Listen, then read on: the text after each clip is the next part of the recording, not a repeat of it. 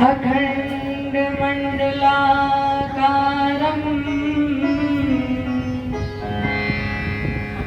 व्याप्तमेन चराचरम्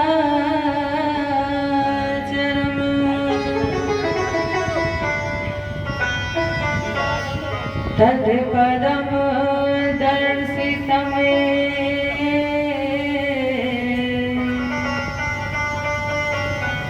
तस्मै श्री गुरुवे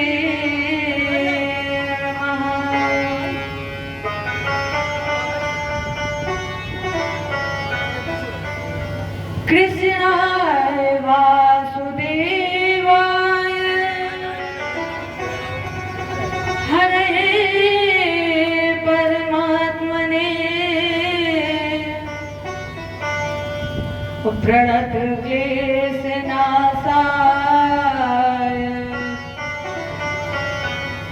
गोविन्दाय नमो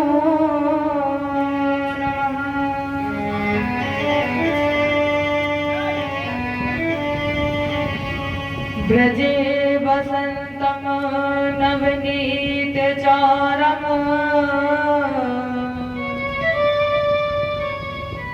चौराग्यगणं पुरुषं नमामि।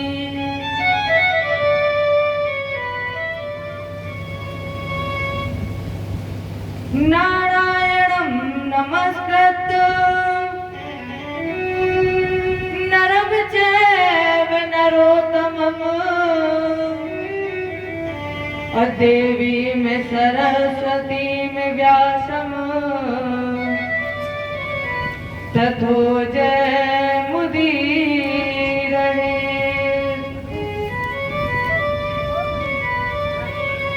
गिर को उठाए ब्रज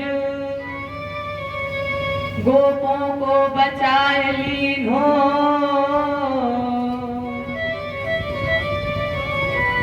अग्नि से उबारे पांडु बालक मझारी के लाखों गज घंटा तले बालक विहंगम को लाखों ब्रदने में धर्म पांडु की नारी को गज की अरज सुन ग्राह से छुड़ायो सीत अब भारत में राखो प्रण भीष्म ब्रह्मचारी को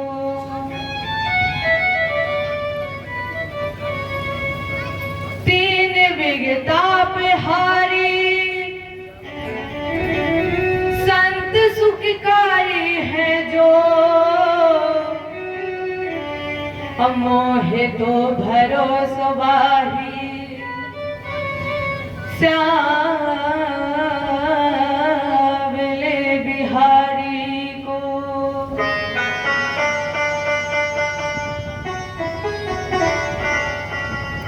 हे पारथ के सारथी लाखों बार प्रणाम। आकर डोर संभारिए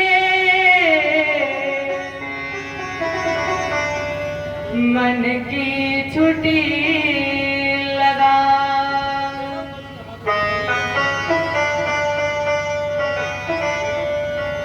भगत भक्त भगवंत गुरु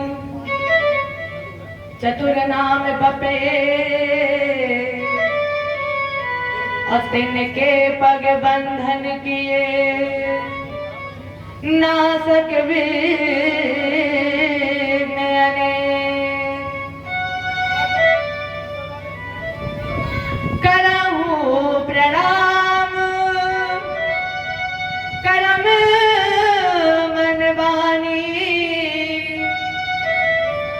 करहूं कृपा सेवक सुत जाने। अतुलित बल धामम शरण शैलाभ देहम अगनुज बन कृशानम ज्ञानिनामग्रगण्यम सकल गुण निधानम वानिनाम धीसम और रघुपत प्रिय भक्तम वात जातम नमामि। रघुपत प्रिय भक्तम वात जातम नमामि। रघुपत प्रिय भक्तम वात जातम नमामि। जय बोले कृष्ण भगवान की जय, रामचंद्र की जय, उमापति महादेव की, आदि शक्ति दुर्गे मैया की, भागवत भगवान की, बजरंगबली की जय। जय श्री राधे, जय जय श्री राधे।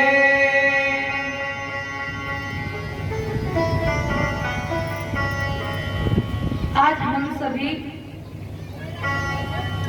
श्रीमद् भागवत कथा के चतुर्थ दिवस में प्रवेश करने जा रहे हैं।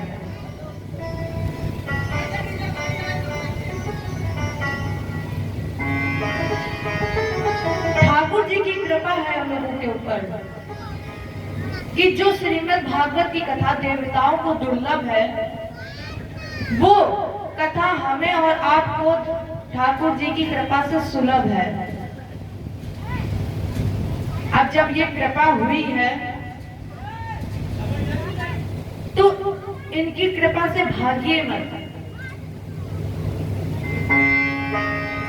क्योंकि ये तन भाग्यवश मिला है, इसलिए इससे भागे नहीं।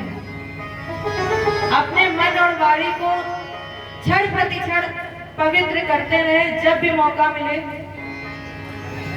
तब एक बार जरूर नाम गाएं ठाकुर जी का और उनसे कहें, हम तुम्हारे थे प्रभु जी, हम तुम्हारे हैं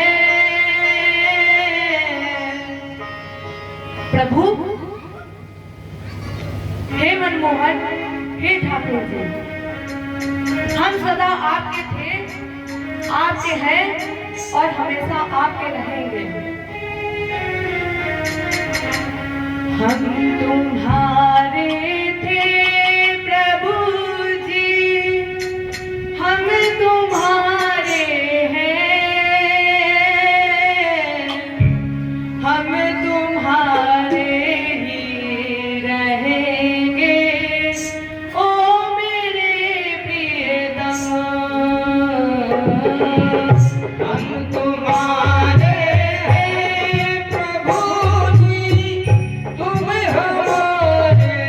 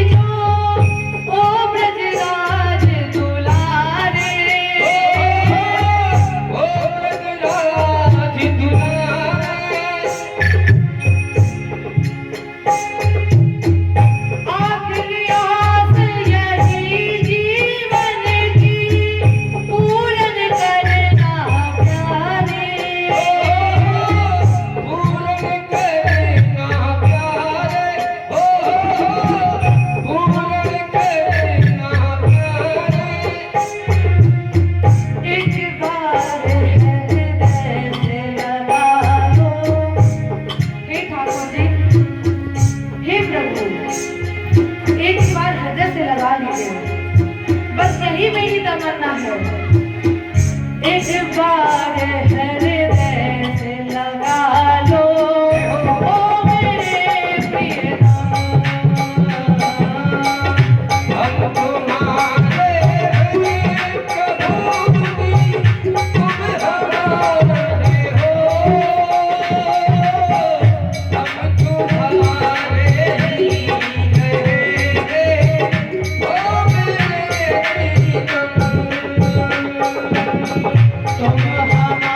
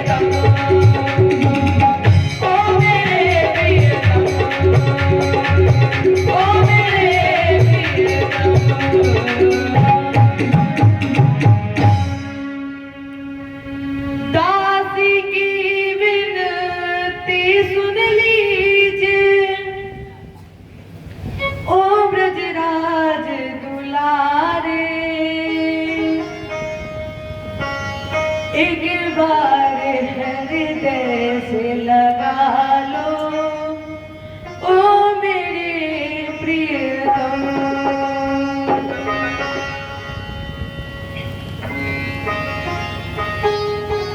कल हमारे बीच बहुत अच्छी चर्चा चल रही थी ध्रुव चरित्र की। ध्रुव चरित्र से दो निष्कर्ष निकले। पहला, जब ध्रुव लौट करके ब्रह्मावर्त की तरफ चला तो उस सुरुचि ने ध्रुव को गोद में उठाया, जिस सुरुचि ने कहा था कि अगर तेरे हृदय में राज की आकांक्षा है तो इस शरीर को त्याग कर पुनः मेरी कोख से जन्म ले लो। आज उसी सुरुचि ने ध्रुव को गोद में उठा लिया। क्यों? उत्तर बाबा ने बहुत अच्छा लिखा है, जापर कृपा नाम की होई तापर कृपा करे सब कोई। जिस पर प्रभु राम की कृपा हो जाती है उस पर तो सभी फिर कृपा करने लगते हैं। दूसरा निष्कर्ष, ध्रुव ने उस मां को पहले प्रणाम नहीं किया, सुनीति मां को पहले प्रणाम नहीं किया, फिर किसे किया? पहले प्रणाम किया है सुरुचि मां को। क्यों? ध्रुव ने कहा, प्रभु जाना कैकेयी न जानी तासु प्रथम ग्रह गए भवानी। राम जी जब 14 वर्ष के बाद लौटे थे तो उन्होंने कौशल्या जी को प्रणाम नहीं किया, कैकेयी को प्रणाम किया। क्योंकि प्रभु जानते थे कि अगर मैया कैकेयी मुझे वन ना भेजती तो राम वन ना गए होते, और जब राम वन ना गए होते तो राम ना बन गए होते। इसी तरह ध्रुव ने भी सबसे पहले मैया सुरुचि को प्रणाम किया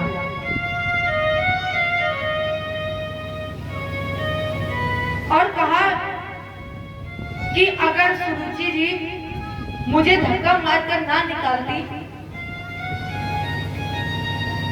तो क्या ध्रुव परमात्मा को प्राप्त कर पाते?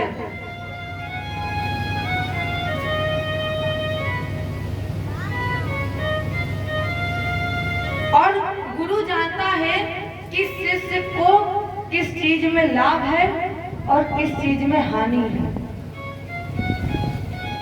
तो उन्होंने गुरु के चरणों में प्रणाम किया और कहा, सुन जननी सोई सुत बड़ भागी,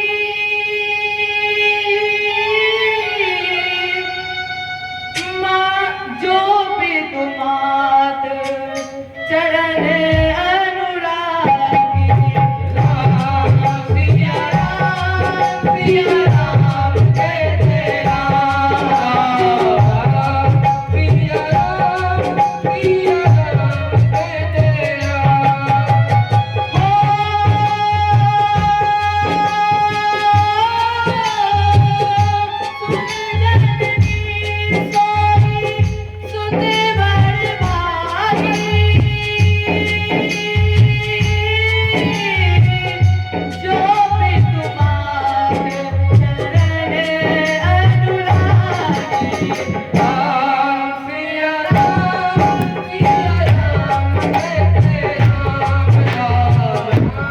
सिया राम सिया राम जय जय राम।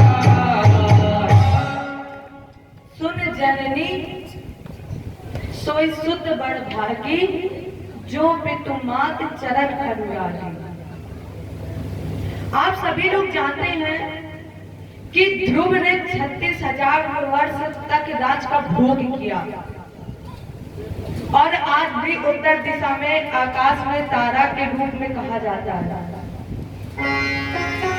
कि भगवान ने अपने भक्त के लिए अपनी गोद रूपी आकाश में एक नए घर का निर्माण किया,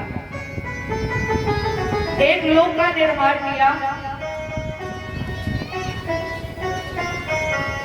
इसका नाम रखा गया ध्रुव।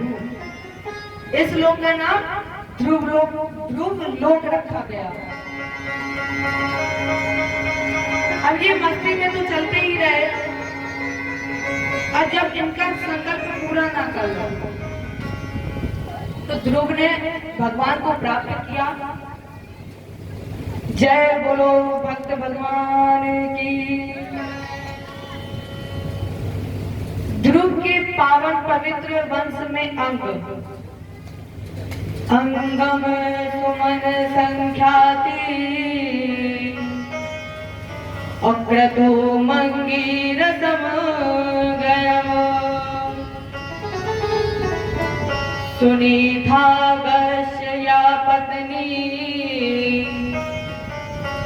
सुसुवे वेन मुल्गठाम।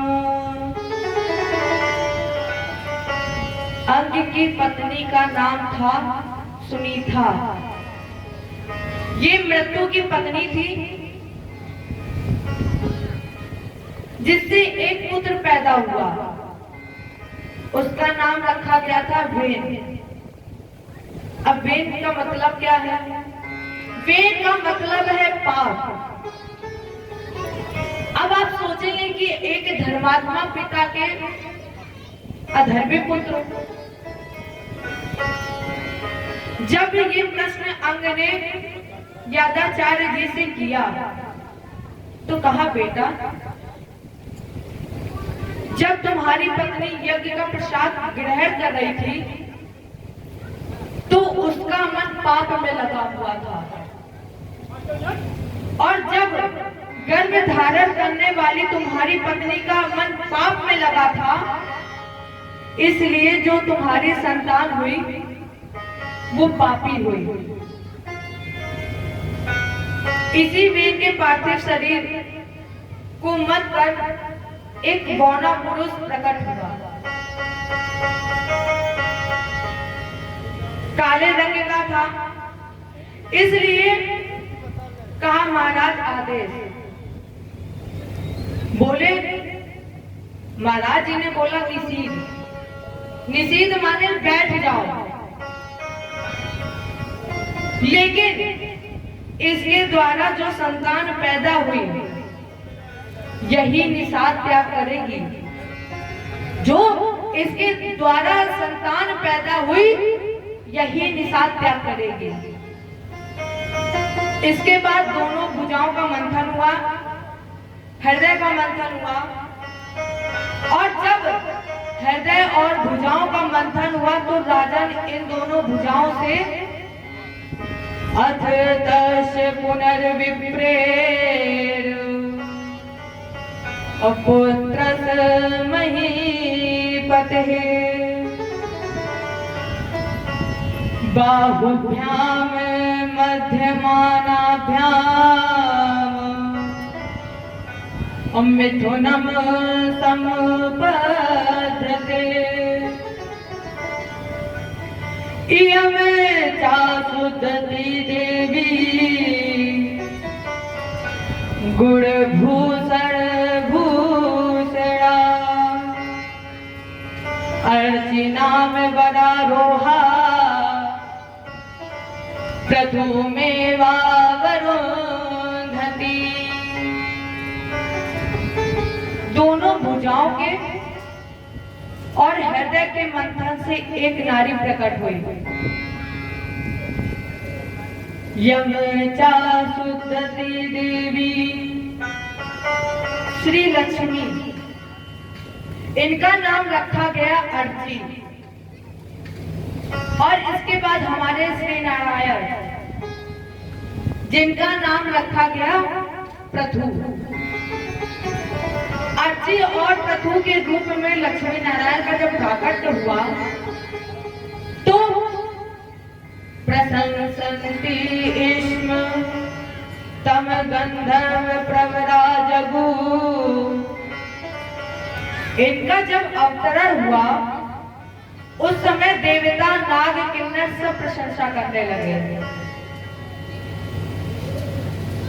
तो जब सब प्रशंसा करने लगे तो पृथ्वी जी ने कहा अभी तो मेरा प्राकट्य हुआ है,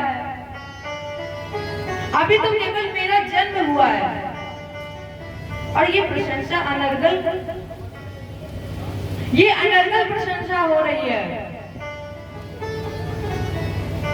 इसलिए मेरा गुणगान करना बंद करो। महात्माओं ने पृथु को राजा बना दिया। 24 अवतारों में एक अवतार है महाराजा पृथु का। 24 अवतार में एक अवतार महाराजा पृथु का, जिन्होंने जग कल्याणार्थ इस पृथ्वी का दोहन किया है। पृथु ने ही इस पृथ्वी को समतल किया है, बराबर किया है। पृथु ने 100 अश्वमेध यज्ञ की दीक्षा ली। ब्रह्मावरते मनोक्षेत्रे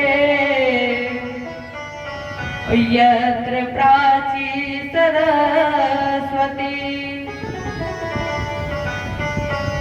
सरस्वती जी के बनाए ब्रह्मावर्त बिठूर में अत्रि जी के सानिध्य में एक संकल्प लिया कि हम 100 अश्वमेध यज्ञ कराएंगे। 100 अश्वमेध यज्ञ प्रारंभ हुए, जिसमें से 99 अश्वमेध यज्ञ पूर्ण हो गए। 99 यज्ञ पूर्ण हो गए, बचा एक। जब उस एक यज्ञ की तैयारी होने लगी तो इंद्र घबरा गया। उसने सोचा कि यदि ये यज्ञ पूर्ण हो गया तो मेरा जो इंद्र पद है वो चला जाएगा। इसलिए इंद्र ने घोड़े का हरण कर लिया। प्यारे, हमेशा जीने के लिए 3 चीज जरूर याद रखें। जीने के लिए 3 चीज जरूर याद रखें। पहला, 24 घंटे में एक बार सत्य जरूर बोले। 24 घंटे में एक बार सत्य जरूर बोले। दूसरा, एक बार ईश्वर का दर्शन। तीसरा, करने के लिए कुछ ना कुछ काम। और जब काम नहीं करोगे तो बैठे रहोगे तो ये शरीर बेकार हो जाएगा। इसलिए प्यारे, जीने के लिए ये 3 चीज बहुत जरूरी है। और अगर ये 3 चीज नहीं की और आप पूजा कर रहे हैं और जरा सा भी आप चूकेंगे तो आपका जो फल है वो इंद्र को मिल जाएगा। जरा सा भी आप अगर चूक गए तो जो भी आपका फल है वो इंद्र को मिल जाएगा। तो इंद्र ने घोड़े का हरण कर लिया। अब यज्ञ के आचार्य का दायित्व होता है कि वो देखे क्या सही है, क्या गलत है, क्या व्यवस्था है, क्या व्यवस्था नहीं है। तो अत्रि जी ने देखा कि यज्ञ में विधान हो रहा है। आवाज लगाई पृथु, तुम्हारे घोड़े का हरण हो गया है, तुम्हारे घोड़े का हरण कर लिया गया। अत्रिणार्थोदितो हन्तुम पृथु पुत्रो महारथा। तुम्हारे जो 5 पुत्र थे उसमें से ज्येष्ठ पुत्र को भेज दो। तो ज्येष्ठ पुत्र को भेजा गया, इंद्र को पराजित किया और घोड़ा लेकर के वापस आ गया। जब दूसरी बार घोड़ा छोड़ा गया, अब इंद्र तो अपनी जिद पर अड़े थे कि यज्ञ को पूरा होने नहीं देंगे। तो जब दूसरी बार घोड़ा छोड़ा गया तो फिर इंद्र ने उसका हरण कर लिया।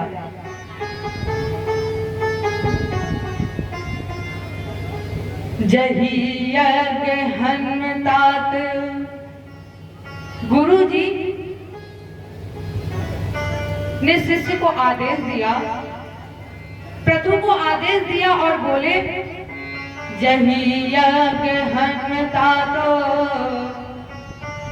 महेंद्रम विबुधाधनम।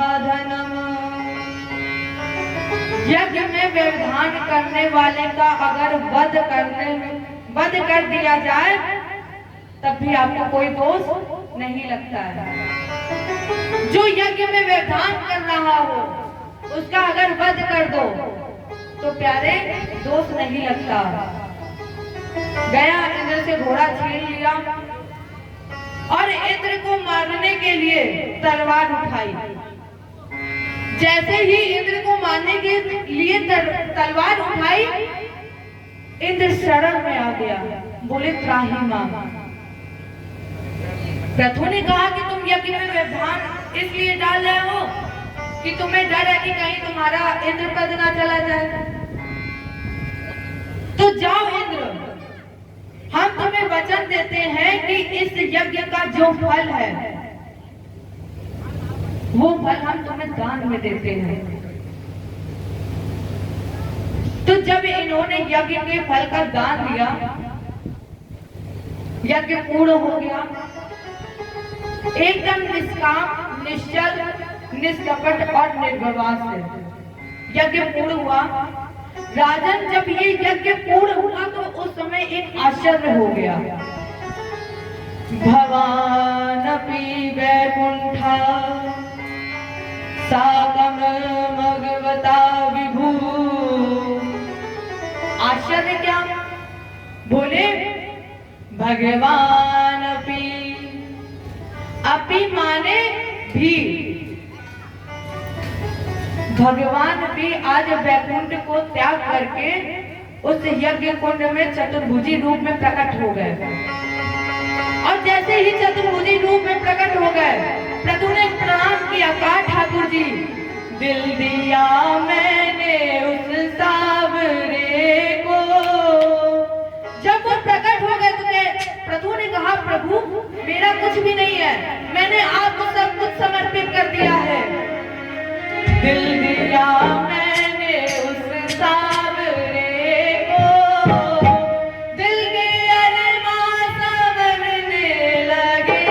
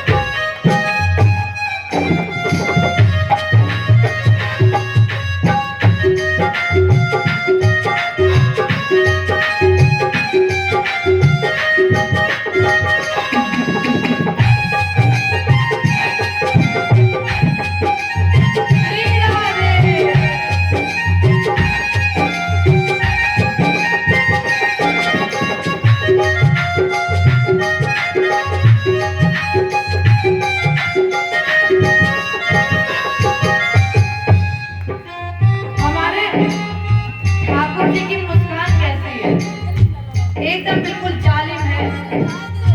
वो जिसको देखकर मुस्कुरा दे, फिर सामने वाले की नजर कभी ठाकुर जी से हट ही नहीं पाती है। उसकी मुस्कान है ऐसी जालिम, मैंने दुनिया से ऐसा सुना है।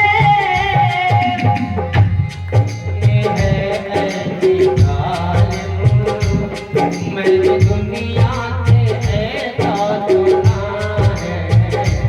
उसकी मुस्कान है ऐसी जालिम, मैंने दुनिया से ऐसा सुना है। अब तो जीना है उसकी ही होगे, अब तो जीना है उसकी ही होगे। अब दीवाने से होने लगे हैं।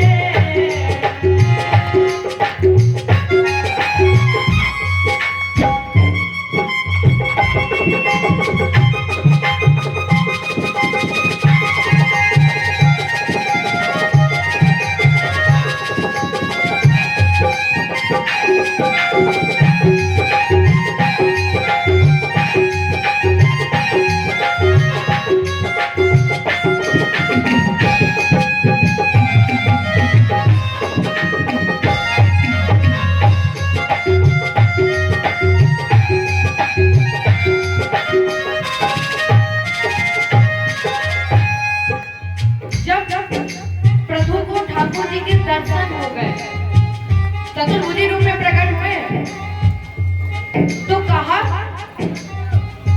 जादूगर ऐसे दिल को चुरा ले, दिल दिया मैंने उसके हवाले।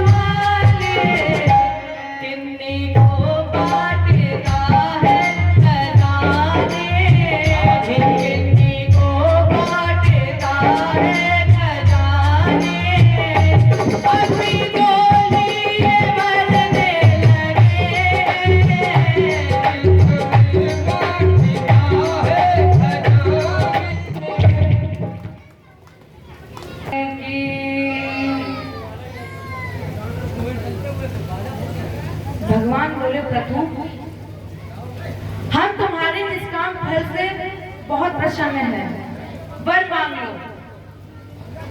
प्रभु ने कहा प्रभु अब बाकी क्या रह गया है, और जिसे परमात्मा साक्षात दर्शन दे जाए, जिसको परमात्मा साक्षात दर्शन मिल जाए और फिर भी उससे मांगने की कामना हो, तो सबसे बड़ा दुर्भाग्य है ये। और जिसका नाम दया का सागर है, करुणा निधान है, वो खुद जगत का दाता है। करुणा निधान रहुआ जगत के दाता है, करुणा निधान रहुआ जगत के दाता है। और उस करुणा निधान का जब दर्शन हो जाए और इसके बाद भी साधक के हृदय में मांगने की कामना शेष रह जाए, तो वो सबसे बड़ा दुर्भाग्य है। अब फिर भी अगर आप कुछ दे रहे हैं तो प्रसाद में दीजिए मुझे। क्या? विध्वंस करना युद्ध में वरा। ठाकुर जी मुझे दीजिए 10,000 कान। अब ठाकुर जी ने जैसे ही ये सुना कि मुझे दीजिए 10,000 कान, तो उन्होंने सोचा पहले कि ये 10,000 कानों का करेगा क्या। तो ठाकुर जी ने पूछ दिया, अरे तुम इतने कानों का करोगे क्या? बोले, मैं इन कानों से सुनूंगा आपकी कथा। हम आप दोनों कानों से सुनकर थक जाते हैं। जब हम लोग कथा सुनते हैं, कई लोग बीच से उड़ के चले जाते हैं, ऐसा लगता है कि 2 कानों से कथा सुन सुन के थक गए। प्रभु ने मांगे 10,000 कान और कहा कि मैं इन 10,000 कानों से सुनूंगा कथा। तो भगवान ने कहा, ये जो 2 कान है इनसे सुनना। तो प्रभु ने कहा, 2 कानों से मुझे कथा सुनने में आनंद तो मिलता ही है, रस मिलता है। और लोग क्या कहते हैं कि हम थक गए कथा सुनकर।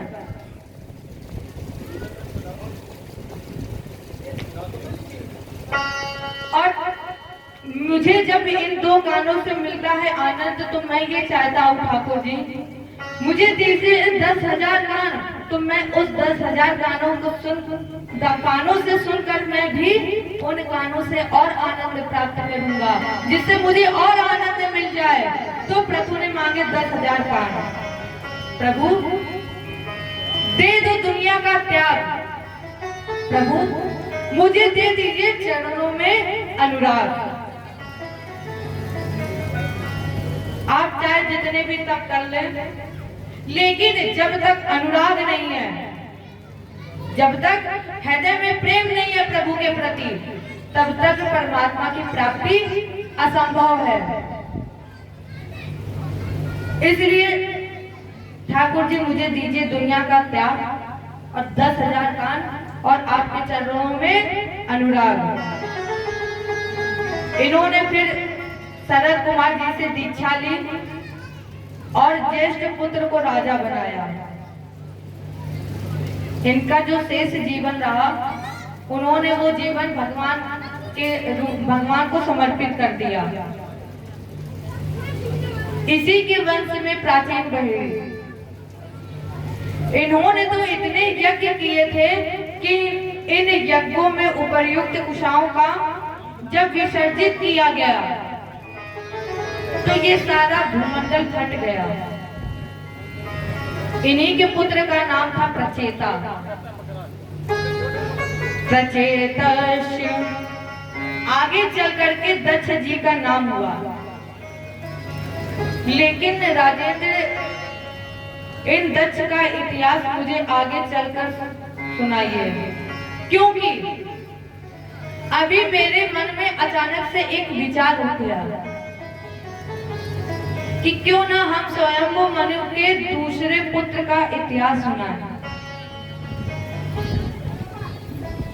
आपको याद होगा कल ध्रुव चरित्र शुरू हुआ था, तो एक चर्चा हुई थी, प्रिय व्रतो तान पादौ सतरूपा पते सुतो। उत्तान पद और ध्रुव की ध्रुव चरित्र आपने सुना, और उत्तानपाद का जीवन, अब ये तो हमने आपके सामने उत्तानपाद का जीवन, इनके वंश की व्याख्या की। उत्तानपाद के भाई प्रियव्रत, जिन्होंने 2 विवाह किए। अब राजा परीक्षित ने कहा, गुरु जी, प्रियव्रतो भागवत आत्मा राम कथम मुनि ग्रहे रमत अनमूला कर्म बंद बराभो। जो नारायण नारद के उपदेश से विरक्त हो चुका है, उसने गृहस्थ जीवन कैसे अपना लिया? सुखदेव जी ने कहा, राजेंद्र, ये तो सत्य है कि गृहस्थ जीवन में अनेकों व्याधियां हैं, लेकिन गृहस्थ जीवन में अगर 3 बातें मान ले, फिर उसे कुछ करने की जरूरत नहीं पड़ती। कौन सी 3 बात? पहली बात, मातृ पितृ देवो भव। दूसरी बात, अतिथि देवो भव। और तीसरी बात है, गुरु देवो भव। गृहस्थ अगर अपने जीवन में ये 3 बात मान ले तो फिर उसे कुछ करने की जरूरत नहीं पड़ती। पहला मैंने बताया, मातृ पितृ देवो भव। हमारे लिए, हमारे और आपके लिए जो सबसे बड़ा अगर कोई भगवान है तो वो माता पिता है। सबसे बड़ा तीर्थ, सबसे बड़ा दान, सबसे बड़ी पूजा माता पिता है। जब माता पिता को भगवान से बढ़कर मानोगे, भगवान की, माता पिता की सेवा करोगे, तो कोई तुम्हारा बाल विवाह का नहीं कर सकता है। राम जी ने भी कहा है, सुन जननी सोई सुत बड़ भागी, जो पितु मात चरण अनुरागी। इसलिए ज्यादा से ज्यादा माता पिता की आज्ञा का पालन करें, उनकी सेवा करें। दूसरी बात, अतिथि देवो भव। अतिथि कौन है? हमारे आपके रिश्तेदार अतिथि नहीं है। जो बुलाकर आए वो भी अतिथि नहीं है। अतिथि कौन है? अतिथि वो है जिनके आने जाने का समय निश्चित नहीं है, वो है अतिथि। तीसरी बात, गुरु देवो भव। गु माने अंधकार और भ्रू माने प्रकाश। जो अपने शिष्य को अंधकार से निकाल कर प्रकाश की तरफ ले जाए वो गुरु है। गुरु कौन है? जो अपने शिष्य को अंधकार से प्रकाश की ओर निकाल कर ले जाए, वो सच्चा गुरु है। क्योंकि बिन वो भव निधि तरह न कोई, और चाहे विरंच संकट सब होई। इसलिए ये 3 बातें जरूर मान लीजिए। और यही प्रिव्रत ने किया।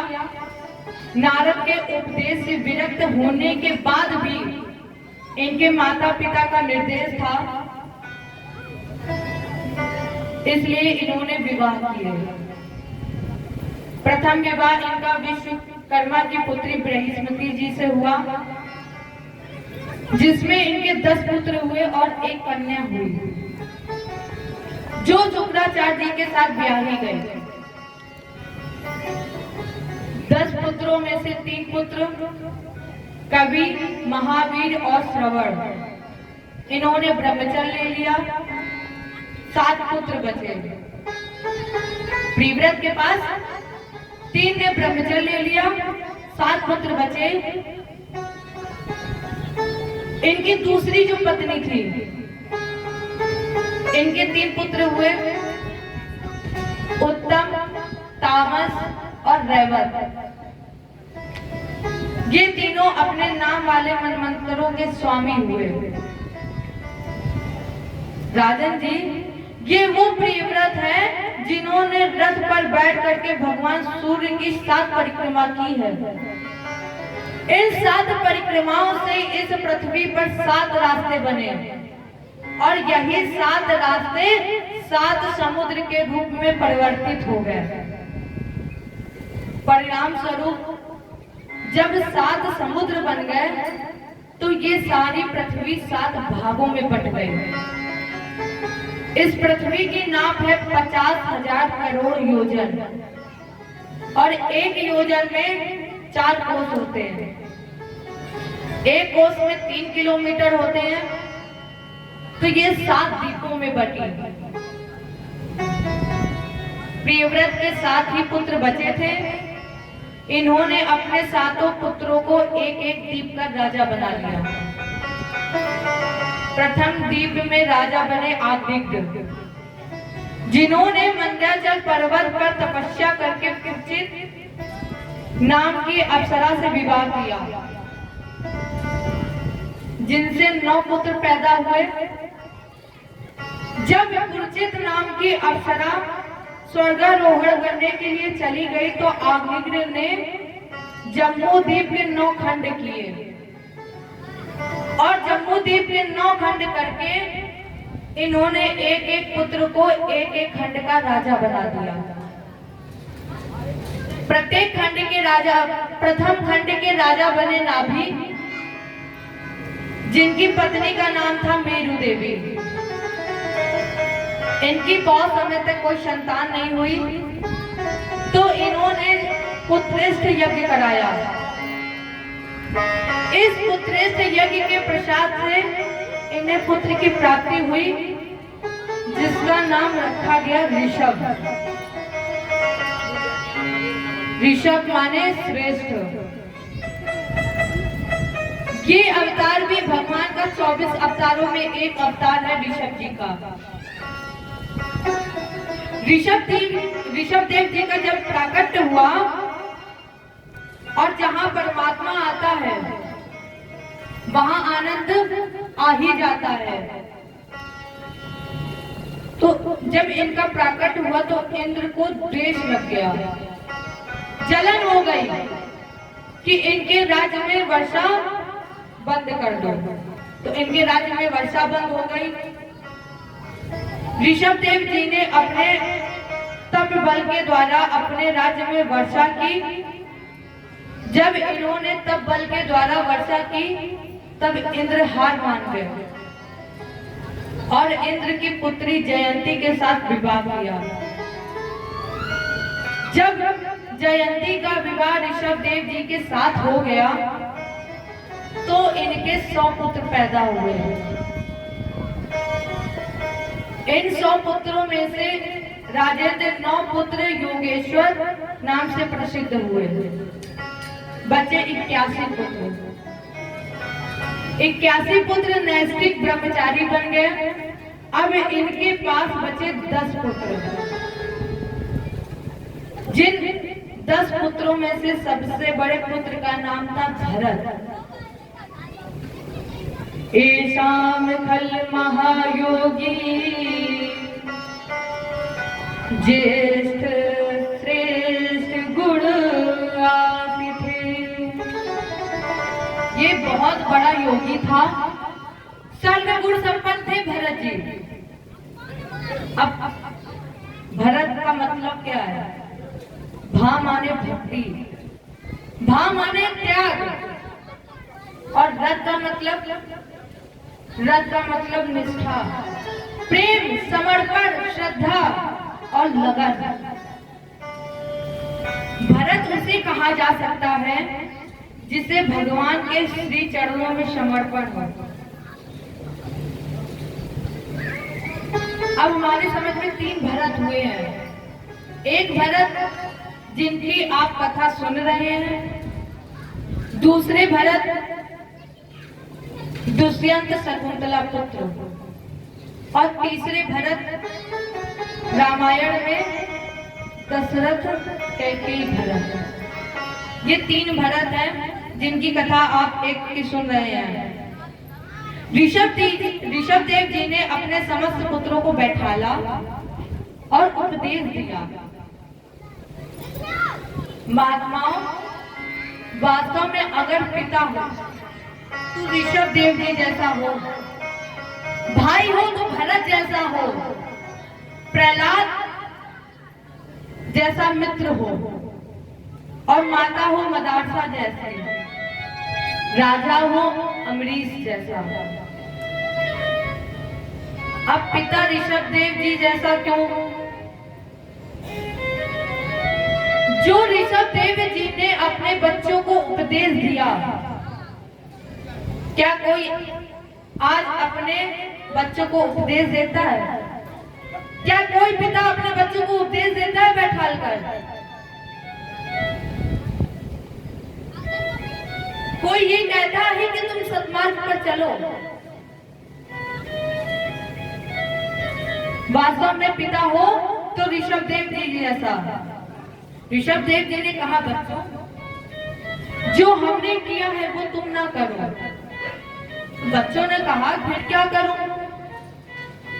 बेटा, ये जो शरीर मिला है ना, ये भोग करने के लिए नहीं मिला है।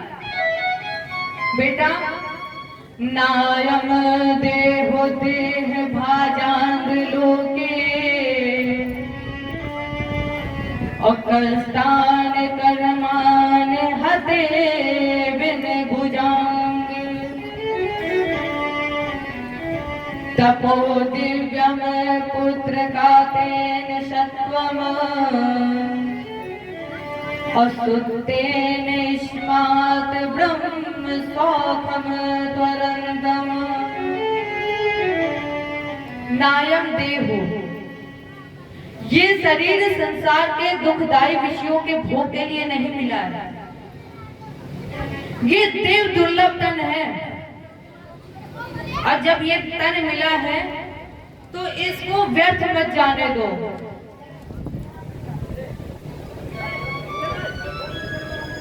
तो तपो दिव्यम, इस शरीर से इतनी उत्कृष्ट तपस्या करो कि आत्मा शुद्ध हो जाए। इतनी तपस्या करो कि आत्मा शुद्ध हो जाए और अनंत ब्रह्म को प्राप्त कर लो। तब ये मानव जीवन श्रेष्ठ कहलाएगा। जब तब त्याग, साधना, धारणा, समाधि कर लोगे और परमात्मा में लीन हो जाओगे। और नहीं तो फिर कहा गया है, क्षण भंगुर जीवन की कलिका और कल रात को जान खिली ना खिली। अगर पर आत्मा को शुद्ध नहीं किया, अगर भगवान में लीन नहीं हुए, तो कब बुढ़ापा आ जाएगा नहीं पता चलेगा।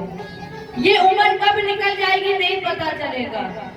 भैया भरत, चली जा रही है उम्र धीरे धीरे, कब चली जाएगी उम्र किसी को पता नहीं चलेगा। चली जा रही है उम्र धीरे धीरे, चली जा रही है उम्र धीरे धीरे, चली जा रही है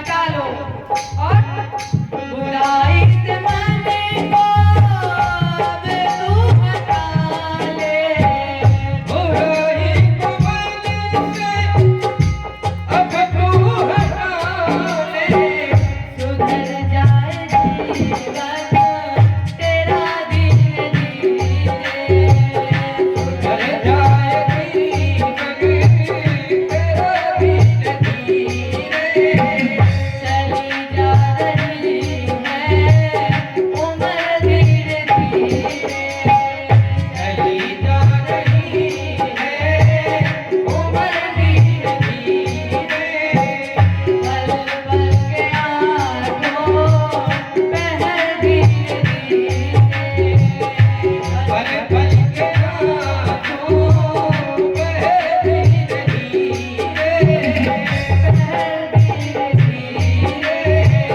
बहे धीरे धीरे, बहे धीरे धीरे, बहे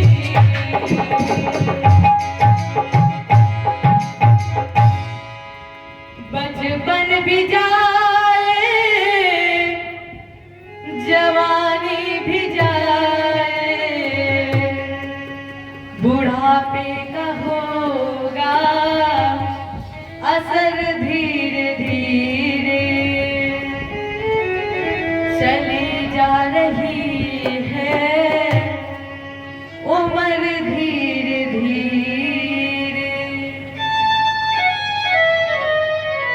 इसके बाद इन्होंने भरत को राजा बनाया और स्वयं दिगंबर भेष धारण कर लिया और परमहंस बन गए।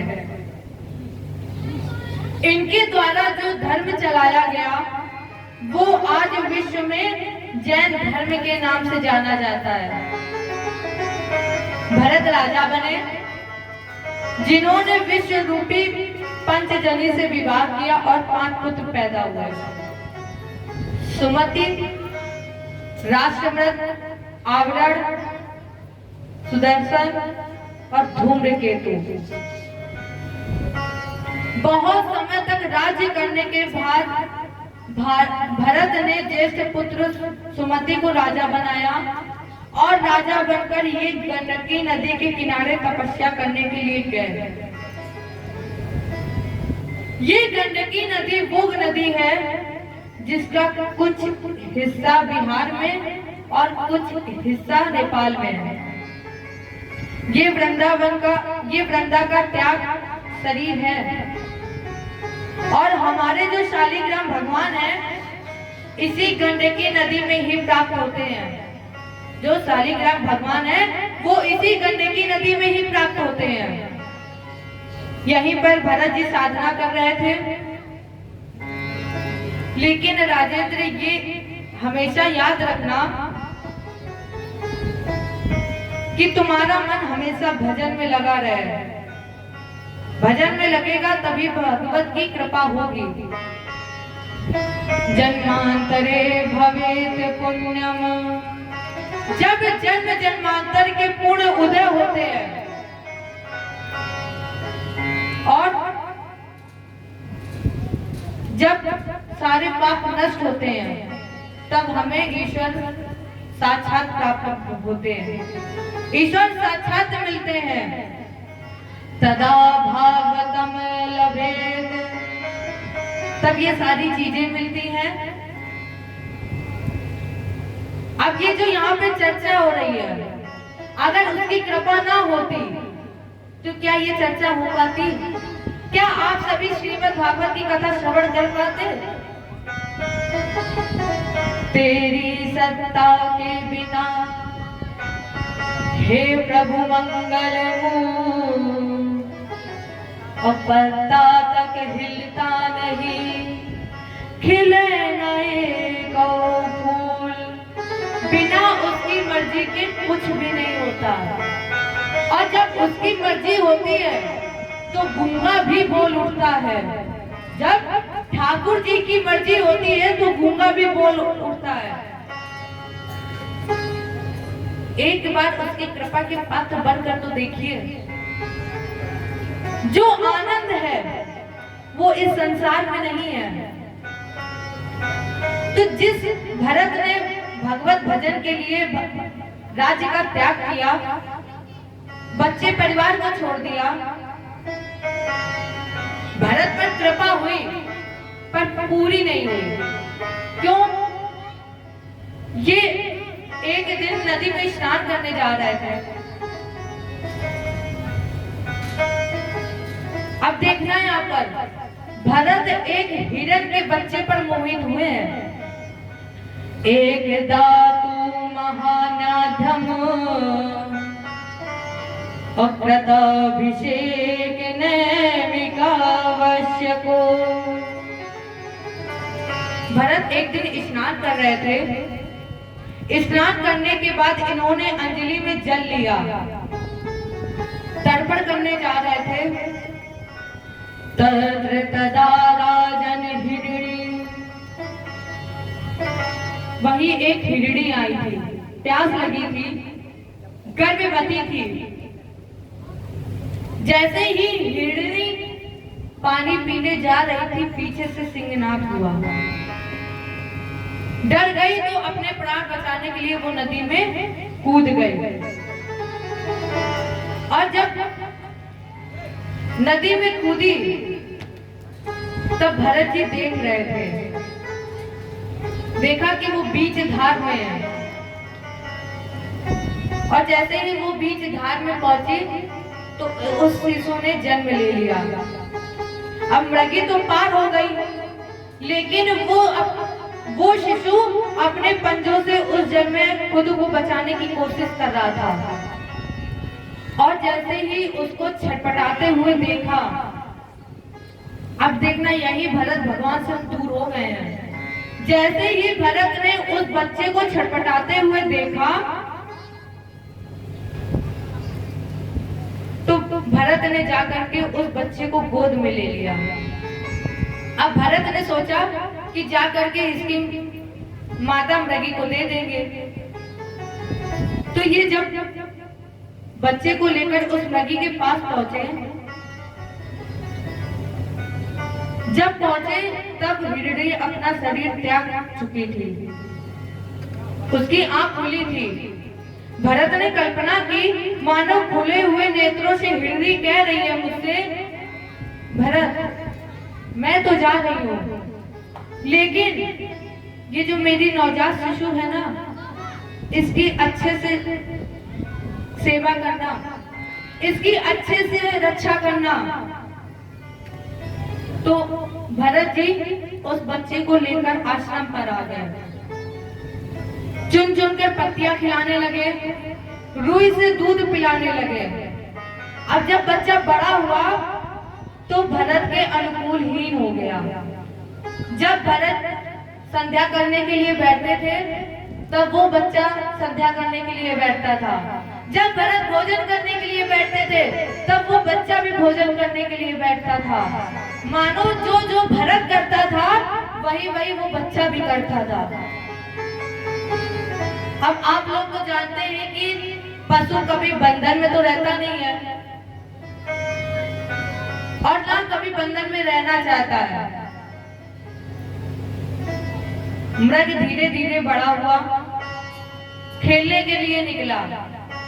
2-4 दिन तो खेल करके लौट करके घर पे आता रहा।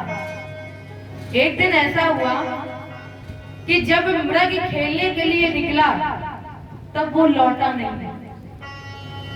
तो भरत सोच रहे थे कि अभी तक कहाँ है।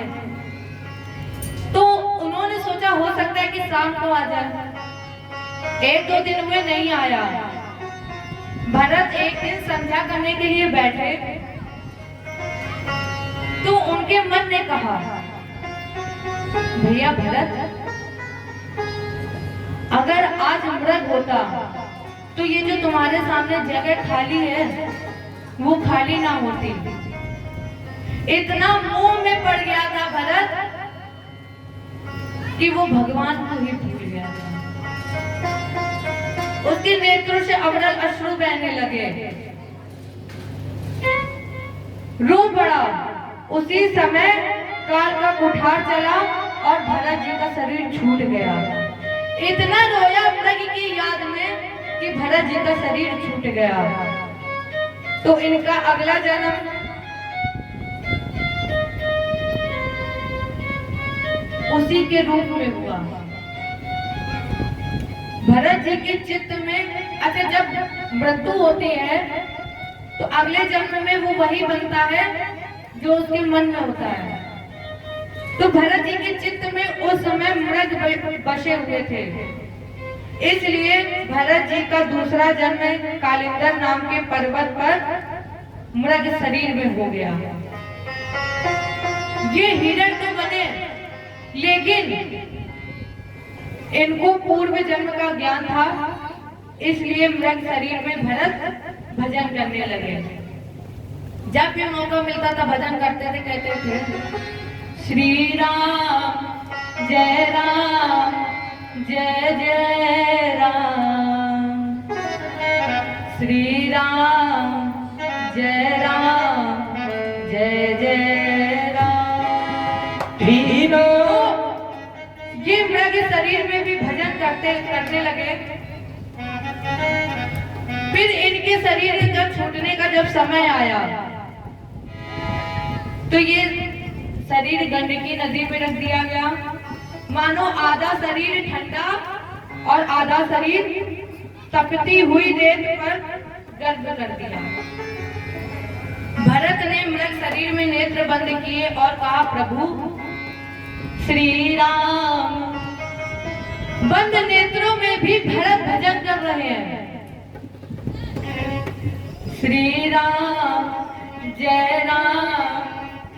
जय राम, श्री राम जय जय राम। श्री राम जय राम,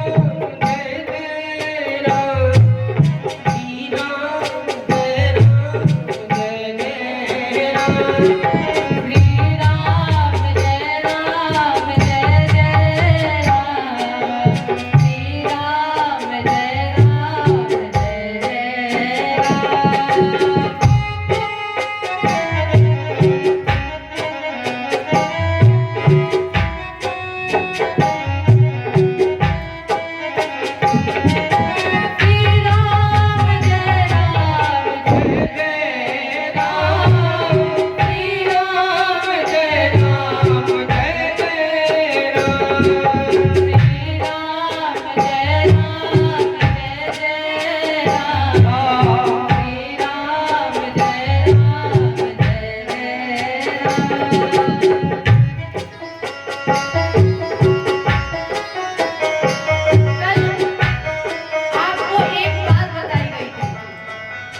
ताली बजाने से 3 लाभ बताए गए थे आप लोगों को। एक तो हाथों की रेखा बदलती है, तो जब हाथों की रेखा बदलती है और राम जी का नाम करने से हमें लगता है किसी को कोई तकलीफ नहीं होती होगी, होती है नहीं होती है। तो प्यारी गा दो ना एक बार, श्री राम जय जय राम, श्री राम जय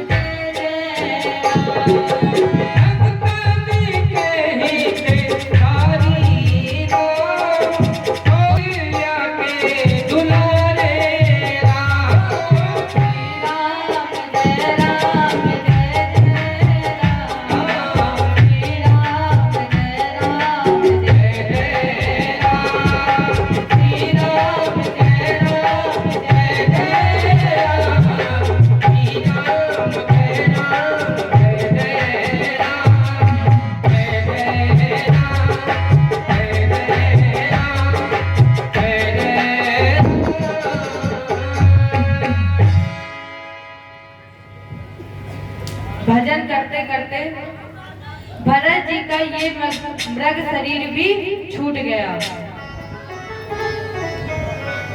इसलिए भरत जी का तीसरा जन्म ब्राह्मण कुल में हुआ।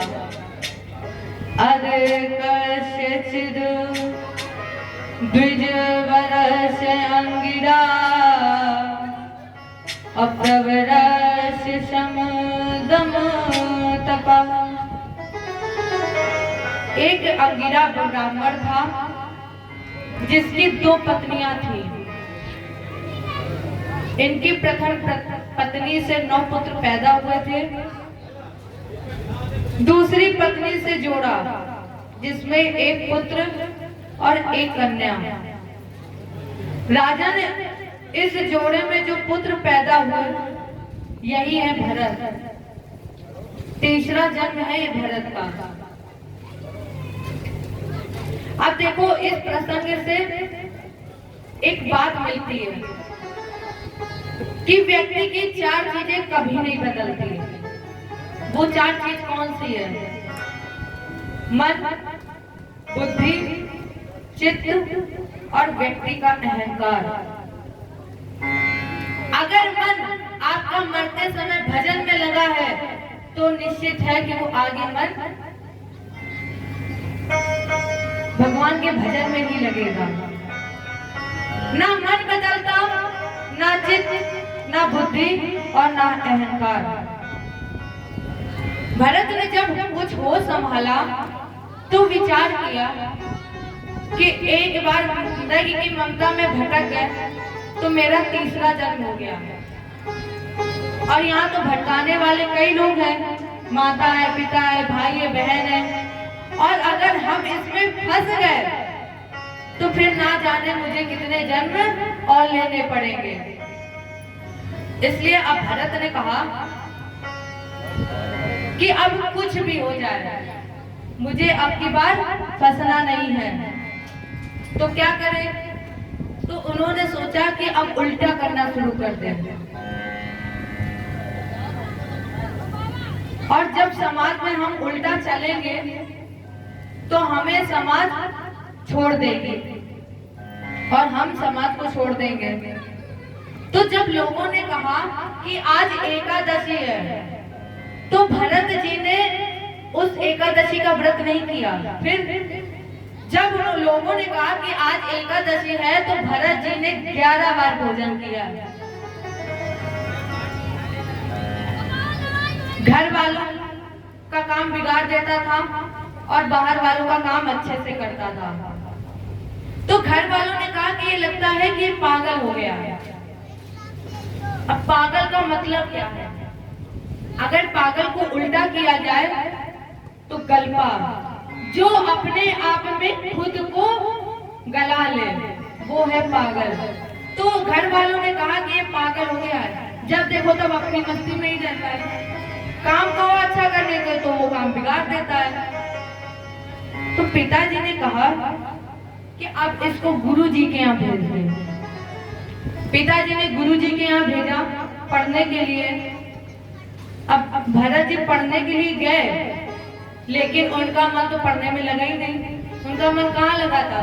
भगवान के भजन में। क्योंकि इन्हें ये आत्म साक्षात्कार था। इन्हें पता है कि इन्हें कहाँ जाना है। और फिर जब इन्हें पता है कि हमें कहाँ जाना है तो इनको कोई भी मंत्र दे दो, इनको मंत्र की जरूरत है। यज्ञोपवीत संस्कार हुआ, गायत्री मंत्र मिला। लेकिन भरत ने गायत्री मंत्र भी नहीं सीखा। गायत्री मंत्र ब्राह्मण के लिए अनिवार्य चीज है। ठाकुर जी की सेवा और गायत्री मंत्र ये अनिवार्य है।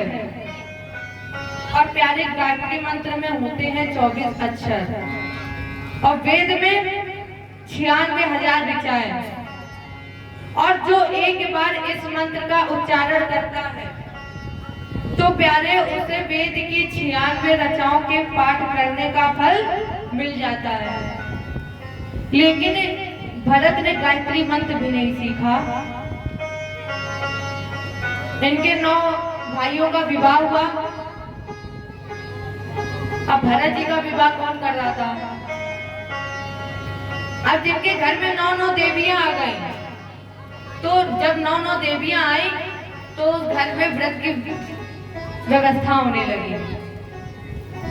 9 देवियों ने कहा कि भरत इतना मोटा आटा खाता है, अगर ये चाहे तो ये घर के सारे काम अकेले कर सकता है।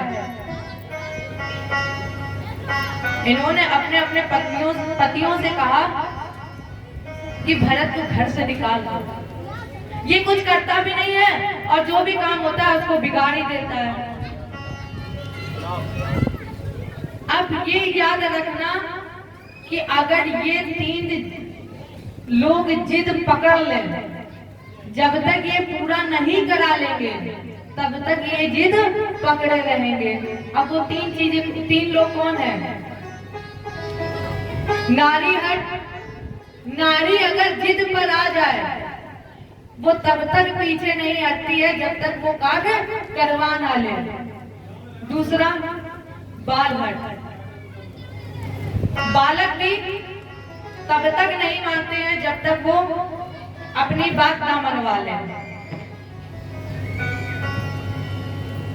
एक घड़ा लो, अगर उस बालक ने कहा एक गुड़ की पट्टी हो बड़ी हो, तो उस बालक ने कहा कि पिताजी उस गुड़ की पट्टी को घड़े के अंदर डालिए, जाएगी? नहीं जाएगी। पर जब कह दोगे कि नहीं जाएगी तो वो बच्चा रोने लगेगा, उसके लिए तुम्हें उस घड़े में डालना ही पड़ेगा। तो जब घड़े के अंदर गुड़ की पट्टी डालोगे, गुड़ का डेला डालोगे, तो आगे जो ज्यादा सिरा होगा घुमा घुमा के डालोगे तो वो इधर उधर गिर जाएगा। अगर ये जिद कर ले तो जो नहीं कर पाते वो भी करना पड़ता है। और तीसरे राजरोग, टीवी। तो उन देवियों ने कहा स्वामी भरत को निकाल दो, ये कुछ काम भी नहीं करता है। और जैसे ही भरत को निकाला गया, धक्का मारकर घर से निकाल दिया, तो जब ये घर से निकले,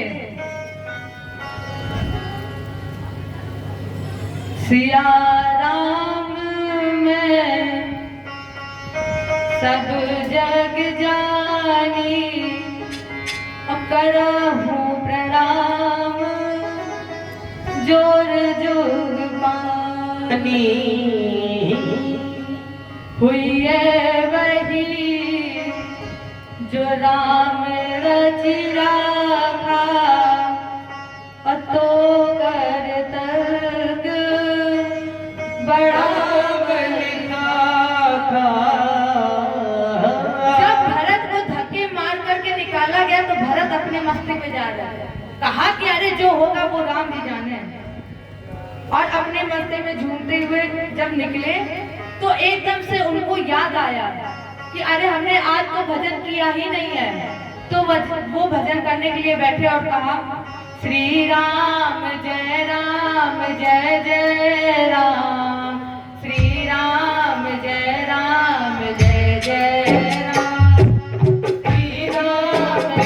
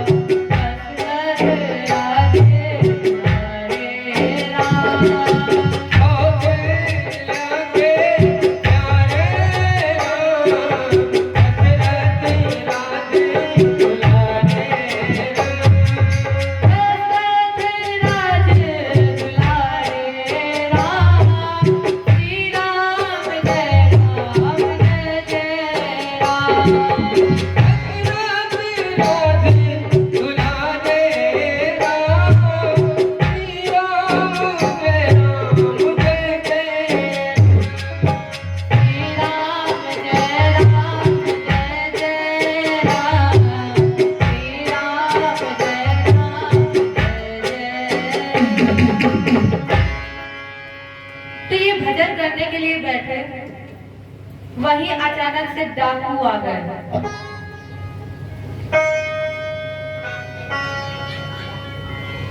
भरत जी ने पूछा, कौन हो तुम?